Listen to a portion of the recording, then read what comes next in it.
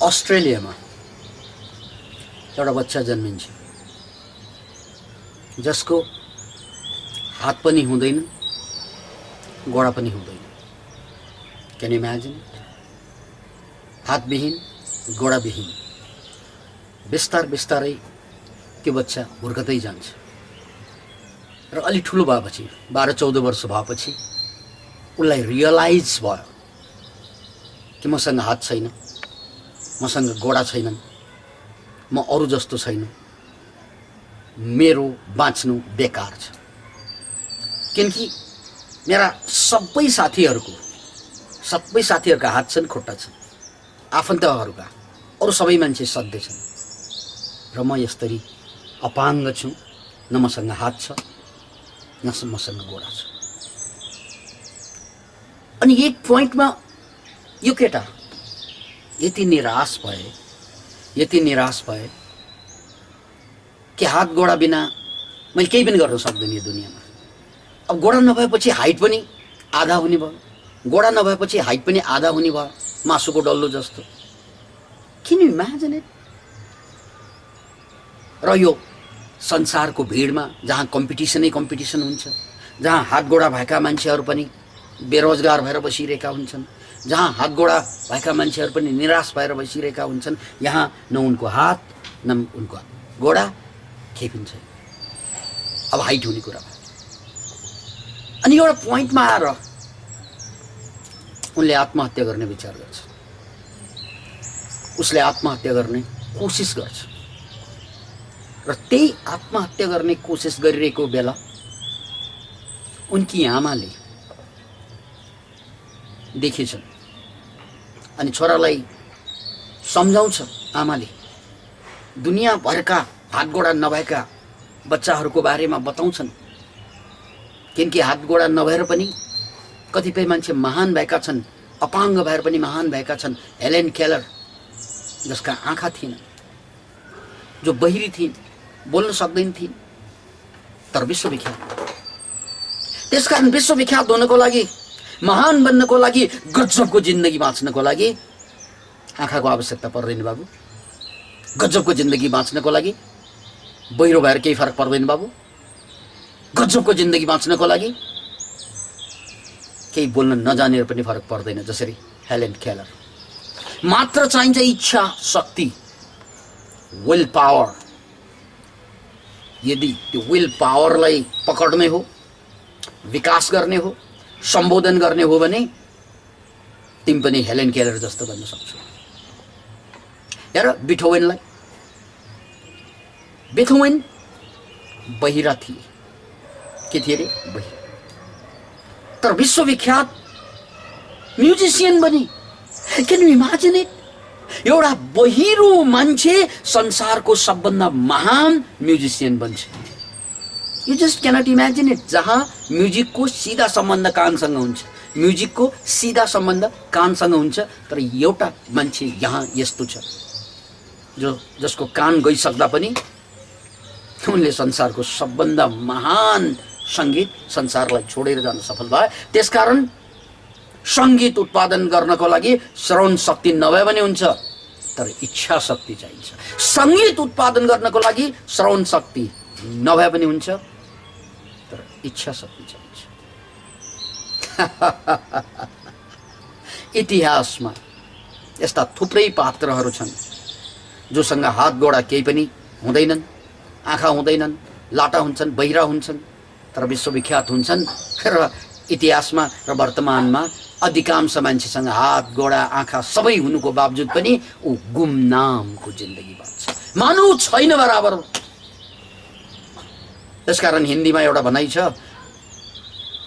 नाम हो बदनाम हो पर गुमनाम न हो। किनकि गुमनाम भएर बाँच्नको पीडा बडा गहिरो हुँदो रहेछ। नाम हो बदनाम हो पर गुमनाम न हो। हामी नेपालका बासिन्दाहरू 3 करोड भन्दा बढी नेपाली, तर कतिजना नेपाली रेड नेपालमा झुल्किन्छन्?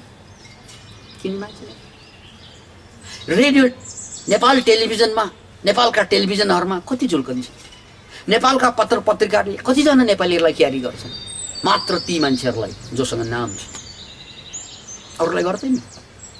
ऊ देशमा छ, उसको देशमा भएको टेलिभिजन उसको पनि हो, हेर्नलाई मात्रै हो।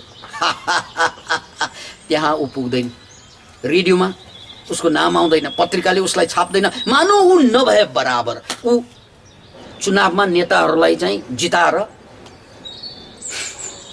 माथि पुर्याउनलाई भोट ब्याङ्कको एउटा भूमिका रहन्छ, अरू उसले केही पनि गर्न सक्दैन। Can you Imagine?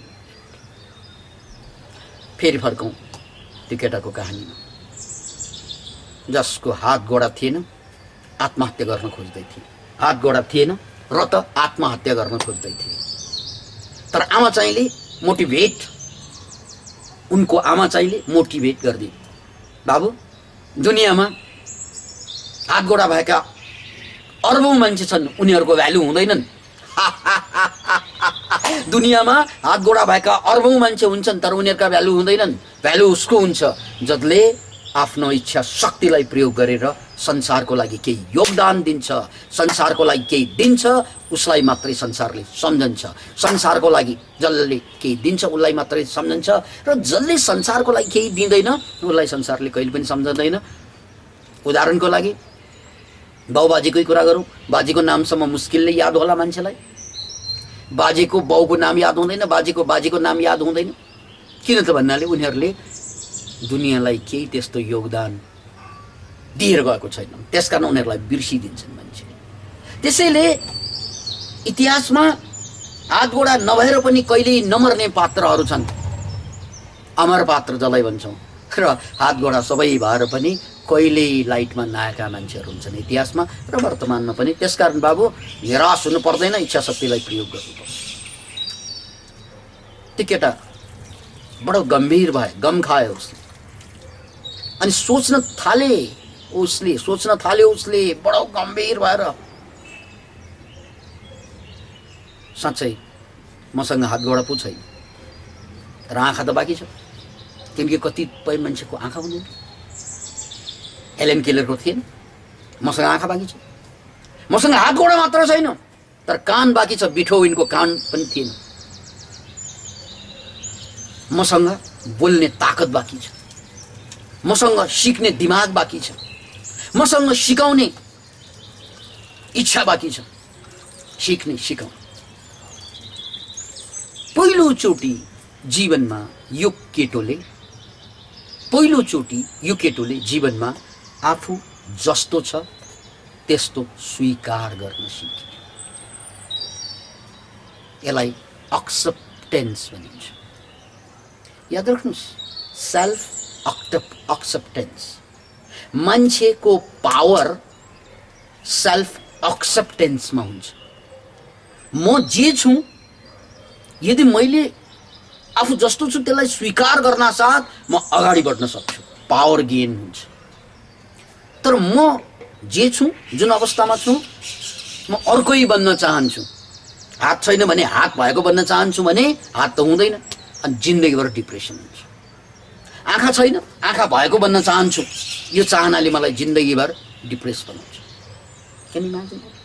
त्यसकारण जुन कुरा चेन्ज गर्न मिल्दैन, जुन कुरा चेन्जै गर्न सक्दैन, त्यसलाई स्वीकार गर्नु सेल्फ लभ हो। याद राख्नुहोस्, जबसम्म हामीले आफू जस्तो छ त्यस्तो स्वीकार गर्दैनौँ तबसम्म हामीले आफूलाई प्यार गरेको ठहरिनु। हामी अरूलाई प्यार गर्छौँ, अरूलाई प्यार गरेर एक दुई दिन मात्रै प्यार हुन्छ, सँगै बस्यो भने वार हुन्छ। त्यसलाई परिवार भन्छ, त्यहाँ परि पनि हुन्छ, वार पनि हुन्छ। के अरे परिवार, नामै परिवार, परि पनि छ, वार पनि छ।